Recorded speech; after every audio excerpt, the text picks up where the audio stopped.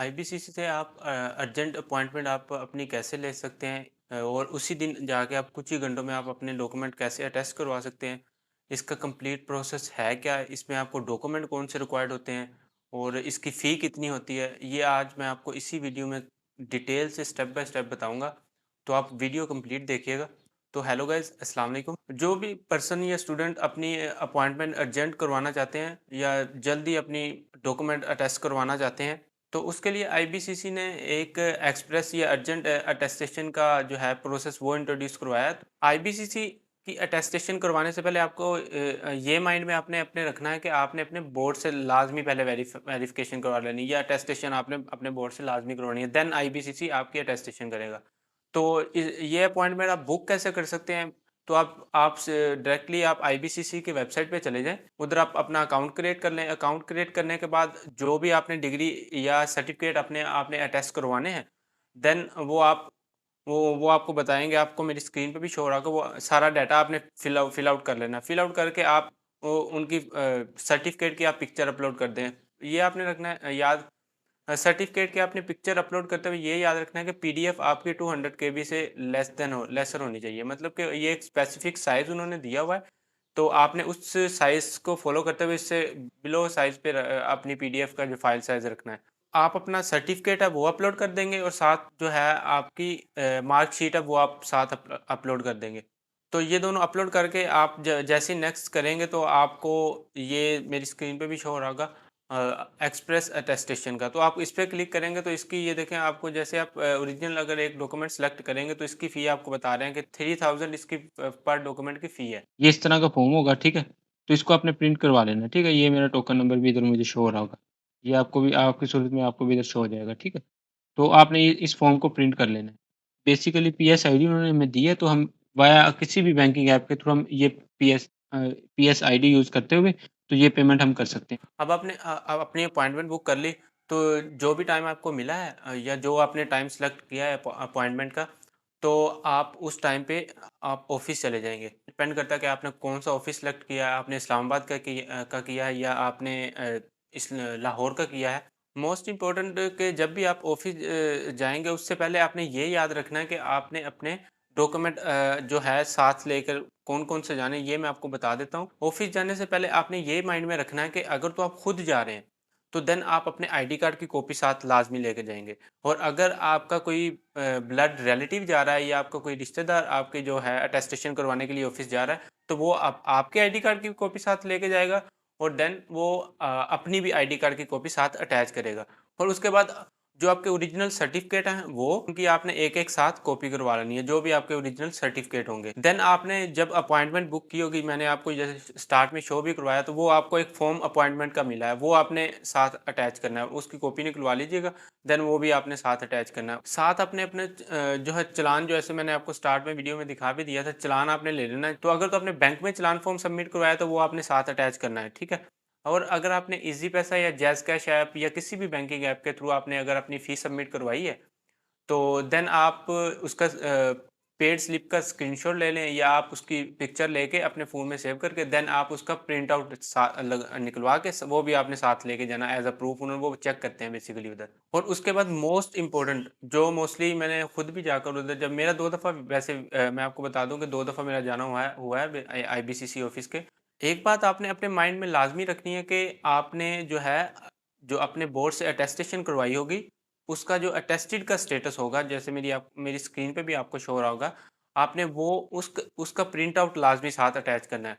आपने आपका जो अगर आप डॉक्यूमेंट जैसे ही सबमिट करवाएँगे, तो वो लाज़मी ये चेक करेंगे, अगर आपके पास नहीं होगा, तो वो आपको कहेंगे कि हमें प्रिंट आउट ला के दें अपने जो अटेस्टेड आपने वेरिफ़िकेशन करवाई है अपने बोर्ड से। तो वो आपको फिर बाहर दोबारा जाना पड़ेगा, उधर फ़ोटोकॉपी भी महँगी करते हैं।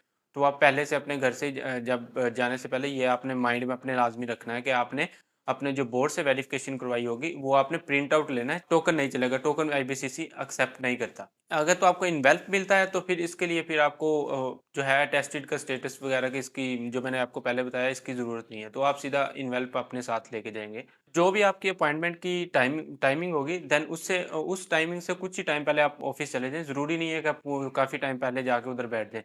तो आप अपॉइंटमेंट से 30 मिनट या 60 मिनट बिफ़ोर आप ऑफ़िस चले जाएँ। तो जैसे ही आप ऑफ़िस जाएँगे तो ऑफ़िस एंटर होते ही आप गा जो है स्टार्ट में सिक्योरिटी गार्ड खड़े होते हैं। तो वो आपकी अपॉइंटमेंट बेसिकली चेक करते हैं कि आप वो जो आपने आपका अपॉइंटमेंट जो आपकी बुक की होगी आपने, जो आपका फ़ॉर्म होगा अपॉइंटमेंट का वो आपका देखेंगे। अगर तो आपकी उसी दिन वो देख लेंगे कि आपने आपकी अपॉइंटमेंट है, तो देन वो आपको कहेंगे कि आप सामने चेयर्स ऑफ़िस एंटर होंगे तो सामने चेयर्स मतलब कि आपसे पहले भी कुछ स्टूडेंट होंगे, तो आपने उधर जाके बैठ जाना। अदरवाइज़ आपको ये भी है कि नहीं तो वो आपको टोकन दे देगा। अगर टोकन नहीं भी देगा तो आपने लाज़मी उससे पूछना है कि मुझे टोकन दे दें। छोटा-सा एक टोकन होता है, इस तरह का टोकन भी देते हैं बेसिकली। मेरी स्क्रीन पे भी आपको शो हो रहा होगा कि इस तरह का A37, A32 इस तरह के मतलब कैटेगरी का टोकन होता है। तो वो आपको या तो टोकन दे देगा या अदरवाइज़ आपको कहेगा कि आप पीछे चेयर्स पे जाके लाइनों में बेसिकली लाइनों में चेयर्स लगी होती हैं, तो आप चेयर्स पे जाके बैठ जाएँ। तो आपने ये लाज़मी गार्ड से पूछ लेना है कि मुझे टोकन दे दें। अगर टोकन वो आपको नहीं भी देगा ना, तो देन आपको वो लाज़मी बता देगा कि आप चेयर्स पे बैठ जाएँ या आपका जो भी नेक्स्ट प्रोसेस होगा वो आपको कंप्लीट गाइड कर देंगे। तो अगर तो आपको टोकन मिल गया ठीक, अदरवाइज़ अगर आप चेयर्स पे जाके लाइनों में बैठे हुए हैं, तो फिर जैसे ही मतलब कि टाइम होता है, अगर तो लाइनों में बैठे हुए हैं, तो कुछ पर्सन को वो रो वाइज़ उठाएगा, जाके कहेगा कि आप अपने डॉक्यूमेंट सबमिट करवा लें। अदरवाइज़ इस तरह होता है कि अगर आप तो आपको टोकन दिया है, तो वो ऐसे कॉल आउट करता है कि 1 टू 10 आ जाएँ, पहले आपने जिनका टोकन नंबर 1 टू 10 है, वो आके अपने डॉक्यूमेंट सबमिट करवा दें। अगर आपको टोकन मिला तो देन आप उसको उस प्रोसेस को फ़ॉलो करेंगे। अगर आपको सिंपल आप रो वाइज़ बैठे हैं, देन आप रो वाइज़ प्रोसेस को फ़ॉलो करेंगे, ठीक है? तो जैसे ही आपकी बारी आएगी, तो आप डॉक्यूमेंट सबमिट करवाएँगे। अगर तो आपको आपको मैंने जैसे बताया है कि आपको ये चीज़ें पहले अपने साथ लेकर जानी है। अगर तो आप ये सारी तरतीब से अपने साथ ये चीज़ें सारी प्रॉपर लेकर जाएँगे, तो आपके ईज़िली डॉक्यूमेंट वो रिसीव करके सबमिट कर लेंगे। और अगर कोई इनमें से मिसिंग हुई चीज़, तो देन वो आपको कहेंगे कि आप ये डॉक्यूमेंट आपका मिसिंग है, ये हमें प्रोवाइड करें। तो फिर आपको दोबारा बाहर से जाके कॉपी करवानी पड़ेगी, कॉपी वैसे भी बाहर महँगी करते हैं। तो ये आपका टाइम इस तरह काफ़ी ज़ाया हो जाता है। जो मैंने चीज़ें बताई, इस तरह आप प्रॉपर अपनी चीज़ें लेके गए हैं ऑफ़िस और आपने अपने डॉक्यूमेंट सबमिट करवाए हैं, तो आप ईज़िली सबमिट करवा के वो मैनुअल आपको टोकन देंगे, साथ ही वो आपको ये बता देंगे कि आपको इस टाइम पे अपने डॉक्यूमेंट रिसीव हो जाएँगे। तो जो टाइम आपको उन्होंने दिया होगा, उस टाइम से कुछ ही टाइम पहले वो डॉक्यूमेंट रिटर्न करना स्टार्ट कर देते हैं। तो आपको जब डॉक्यूमेंट रिटर्न करने लगे होंगे, तो या तो आपको गार्ड खुद कह देंगे या आपको जैसे आप ऑफ़िस गए थे, तो आपको कहेंगे कि अपॉइंटमेंट के बैक साइड पे अपना नाम, सिग्नेचर, अपना आईडी कार्ड वगैरह इस तरह का मतलब कि डाटा कहेंगे, वो आप लिख देंगे। अदरवाइज़ जब आप डॉक्यूमेंट रिसीविंग का टाइम आएगा, देन जो आपको टोकन दिया होगा, उसपे लिखा भी होता है कि अपना नाम लिखें, अपना आईडी कार्ड और अपना फ़ोन नंबर। तो ये आपने अपना ये सारी चीज़ें आपने लिख लेनी है। तो ये आपने ये सारा डाटा लिख के, तो वो आपको मतलब कि टोकन वाइज़ आपके जो है डॉक्यूमेंट रिटर्न करना स्टार्ट कर देंगे।